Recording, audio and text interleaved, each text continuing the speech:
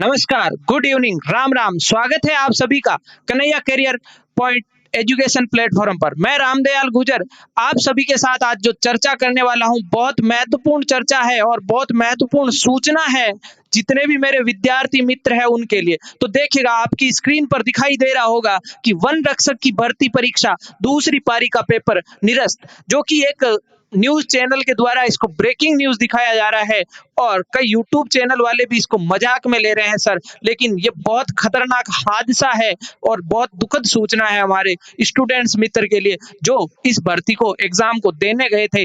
4 लाख विद्यार्थी ऐसे हैं जो उस सेकंड पारी में भाग ले रहे थे। उन सभी के साथ जो गंदा मजाक किया है प्रशासन द्वारा और कुछ प्यादों ने मिल करके, जो बहुत सालों से सर, पिछले कुछ 5 या 10 साल से जो चला आ रहा है, बहुत खराब हो रहा है कि बार बार पेपर हमारे राजस्थान का लीक हो रहा है और एक प्रथा बन चुकी है। जैसे देखिएगा, मैं कुछ एग्जाम्स के नाम लेना चाह रहा हूँ। लाइब्रेरियन भर्ती, जेएन और रीट भर्ती, राजस्थान पुलिस, और लगभग पिछले प्रथा बन गई है। पिछले कुछ सालों से हर एक पेपर लीक हो रहा है। कोई भी इसकी जिम्मेदारी लेने को तैयार नहीं है, ना तो प्रशासन ना सरकार। बार बार हमारा विद्यार्थी अपने आप को ठगा सा महसूस करता है और बार बार उसके साथ जो ये हो रहा है, वो अपना एक बार कितनी मेहनत से तैयारी करता है और कैसे तैयारी करके फिर वो उस एग्जाम को देने जाता है, कैसे पहुंचता है, उसके बारे में कोई नहीं सोचता है। देखिएगा, जो अपना जुनून, उनका जो करियर है, उस पर कोई उसकी जिम्मेदारी नहीं लेता है और बार बार ये अपने राजस्थान में हो रहा है। अब इस पर कार्रवाइयां तो होती है साहब, इस पर कार्रवाइयां तो होती है। आप एक छोटा सा नोटिस निकालते हैं और उस नोटिस में एक छोटी सी सूचना लिख करके दे देते हैं कि आपका पेपर रद्द हो गया है, निरस्त हो गया है। आपने जो दिया है उसको कुछ लोगों ने लीक कर दिया है। जब ये विद्यार्थी को जब ये पता चलता है तो उसके लिए तो ये मैं वो मानता हूं कि ऐसी स्थिति होती है कि हार्ट अटैक आ जाए। जो दिल से मेहनत करता है, जो ईमानदारी से प्रयास करता है उस एग्जाम के लिए, उसके लिए तो हार्ट अटैक वाली स्थिति बन जाती है। और फिर कार्रवाई भी होती है, फाइलों में कार्रवाई भी होती है और कुछ लोग पकड़े भी जाते हैं। लेकिन कभी भी आज तक ऐसी कार्रवाई नहीं हुई है जिससे कि डर का माहौल बने। दूसरी बार पेपर लीक करने से पहले वो लोग डरे। जो पेपर माफिया बन रहा है उसमें जो बड़े लोग हैं, जो बड़े लोग उसमें शामिल है, उन पर कोई कार्रवाई नहीं होती। बार बार पुलिस द्वारा छोटे लोग जो प्यादे हैं, कुछ लोगों को पकड़ करके उनको जेल में डाल दिया जाता है और कार्रवाई थोड़ी हल्की फुल्की होती है।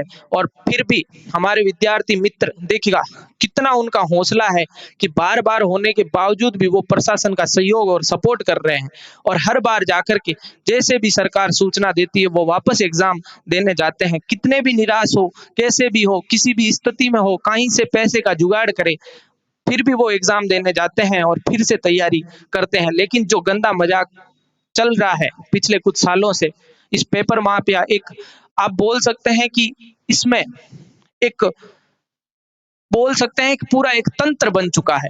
इसमें खूब सारे लोग शामिल हैं, इसमें कुछ बड़े हाथ भी है और कुछ ऐसे ऐसे लोग, प्रशासनिक अधिकारी जो बहुत बड़े लेवल पर बैठे हैं।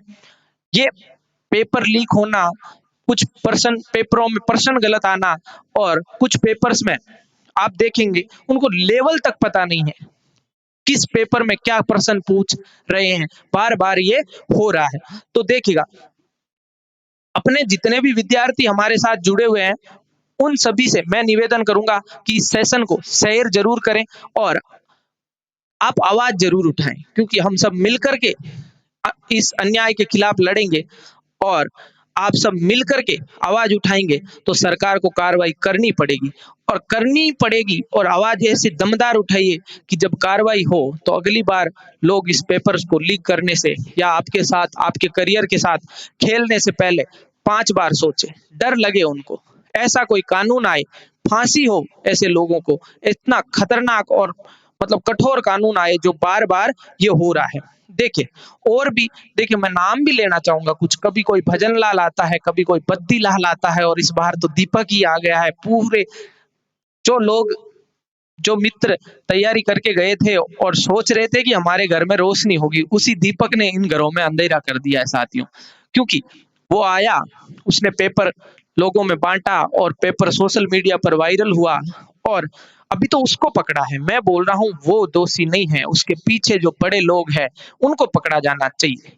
और वो कभी नहीं पकड़े जाएंगे, वो ओनली सिर्फ ये दीपक या कुछ और प्यादे पकड़े जाएंगे 5-10, उनको गिरफ्तार कर लिया जाएगा और उनको कोर्ट के सामने हाजिर कर दिया जाएगा, बलि का बकरा बना दिया जाएगा।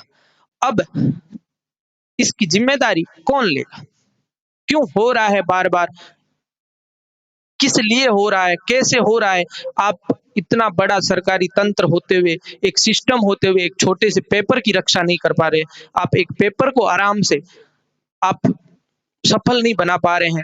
इतने सारे जो कर्मचारी है, आपने इतना सारा तंत्र लगाया, उसके पीछे इतना सारा पैसा वेस्ट किया है, और जो हमारे सरकार जो हमसे टैक्स लेती है वही तो पैसा है। टैक्स ना तो पैसा एग्जाम में आपका जो लगता है वो ना तो किसी सरकारी अफसर के घर से आता है और ना ही किसी नेता के घर से आता है, वो सिर्फ जनता की गाड़ी कमाई है।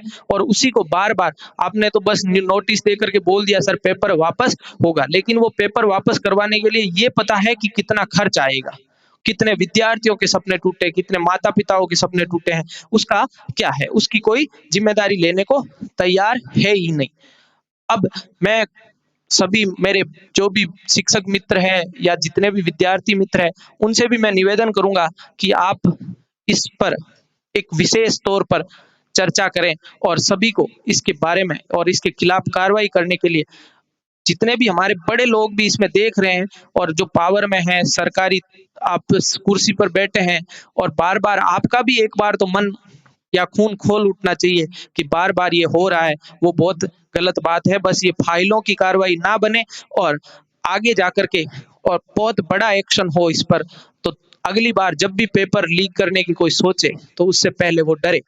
और हमारी टीम और हमारी तरफ से ये मांग रहेगी कि सरकार कठोर कानून बनाए और जो उसके मेन आपके बोल सकते हैं मालिक है, जो उन प्यादों के मालिक है, उन तक पहुंचा जाए, जड़ों तक कार्रवाई हो। एसओजी प्रशासन जितने भी हमारे सिस्टम में लोग हैं, उन सब से हमारी यही उम्मीद रहेगी और जल्द से जल्द सरकार इस पर कार्रवाई करेगी।